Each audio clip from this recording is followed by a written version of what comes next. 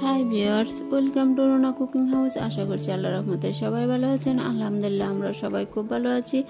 আজকে আবারও অসম্ভব মজাদার একটি আচারের রেসিপি নিয়ে চলে আসলাম। আজকের রেসিপি হলো জলপাইয়ের জুড়ি আচার। এত জলপাই জুড়ি আচার তৈরি করার জন্য আমি এখানে নিয়েছি কিছু সংখ্যক জলপাই, বাছাইকৃত বড় বড় জলপাই নিয়েছি। জলপাইগুলো আমি একটি গ্রেটারের সাহায্যে গ্রেট করে নিব এবং এই জলপাইগুলো গ্রেট করার পর যে পানি হবে সেগুলো আমি একটি কাপড়ের সাহায্যে চিপে পানি ফেলে দেব। গ্রেটারের যে মোটা ছিদ্র অংশটা থাকে এখানে এই অংশটা দিয়ে আমি এই জলপাইটা এই লম্বালম্বি ভাবে আমি গ্রেট করে নেব।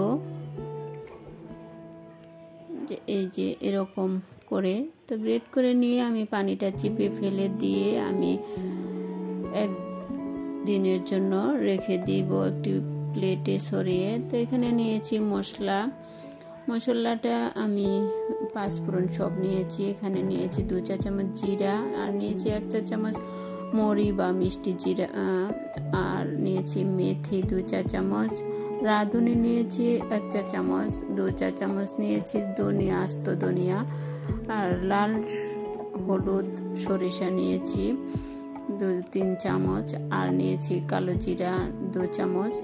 সবকিছু আমি একটু বেজে পেস্ট করে নিব। আর এখানে যে আমি গ্রেট করে একদিন আগে সরিয়ে রেখেছিলাম, রোদে দেইনি, রোদে ঝামেলা নেই, রোদে দিতে হবে না, এমনিতে এটা জর্জরে হয়ে যাবে। দেখুন কতটা জর্জরে হয়েছে। রোদে দিলে একটু শক্ত ভাব হয়ে যাবে, তখন একটু সময় লাগবে আচারটা হতে। আর এরকম ভাবে যদি করেন রোদও দিতে হবে না, একটু ছড়িয়ে রাখলেই হবে ঘরের ভিতরে। তো এখন আচারটা তৈরি করতে যাচ্ছি। তো এখানে নিয়েছি একটি বল, আর আমি যে মশলাটা তৈরি করেছি এই যে একটু দানা দানা থাকবে এই পাঁচফোড়নের মশলাটা আমি তৈরি করে নিয়েছি। তো এখানে আমি এখন আচারগুলো তৈরি করে নিব। আর নিয়েছি এখানে 1 চা চামচ বিট লবণ ও 1/2 চা চামচ খাবারের লবণ, আর নিয়েছি শুকনো মরিচ আর রসুন। তো যে যেরকম খাবেন এরকম পরিমাণ মতো দিবেন সবকিছু। এখানে মরিচগুলো আগে দিয়ে দিলাম রসুন গুলো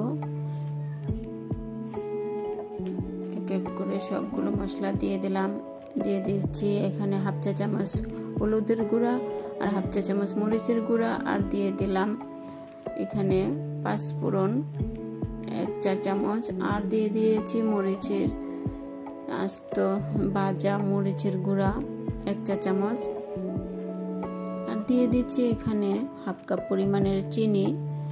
আসলে জাল টক মিষ্টি আপনারা কে কিরকম খাবেন সেই পরিমাণে আপনারা করবেন। এখন আমি দিয়ে দিব 1 কাপ পরিমাণের সরিষার তেল। এই আচারটা অসম্ভব মজা, আপনারা যদি নিজেরা ট্রাই না করেন তাহলে বুঝতে পারবেন না আসলে আমি কি বলছি। আর খুবই সহজ এবং রান্নার ঝামেলা নেই, রোদে দেওয়ার ঝামেলা নেই। আর এখানে এটা করে আপনারা রোদে দিতে পারেন, আর এটা নর্মাল ফ্রিজে রেখেও খাওয়া যাবে। আর করার সাথে সাথে এটা শেষ হয়ে যায়, আসলে এটা রাখার ইয়ে থাকে না। এখানে দিয়ে দিব 1 কাপ পরিমাণের ভিনেগার, সাদা ভিনেগারটা দিলে আচারটা অনেকদিন সংরক্ষণ করতে পারবেন। আর রোদে দিলে তো আসলে আরো ভালো হয়। তো আমি আচারটা সব মশলাগুলো একত্রে একটু মিশিয়ে, চিনিটা গলে গেছে, এখন আমি যে জুড়ি করা জলপাইগুলো এখানে অ্যাড করে নিয়েছি। এখন আমি সবগুলো একটু মিক্সড করে নিব। মিক্সড করে আমি 2-3 ঘন্টা রেখে দিব। এই জলপাইয়ের আর মশলার যে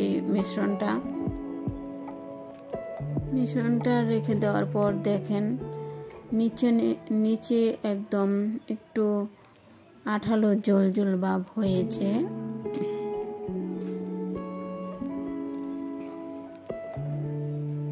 এখন 2-3 ঘন্টা পর এটা আপনারা কাচের জারে ভরে নেবেন। কাচের জারটা অবশ্যই রোদে শুকিয়ে নেবেন।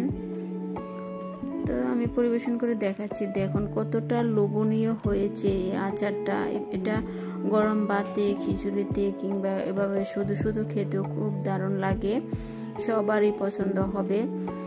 আর খুব সহজেই আচারটা করা যায়। আশা করছি সবারই ভালো লাগবে। যদি ভালো লাগে অবশ্যই আমার চ্যানেলটা লাইক, শেয়ার ও সাবস্ক্রাইব করে দিবেন। আর যারা নতুন দেখছেন তারাও আমার চ্যানেলটা সাবস্ক্রাইব করে দেবেন। আর যারা করেছেন তাদেরকেও জানাই অসংখ্য ধন্যবাদ।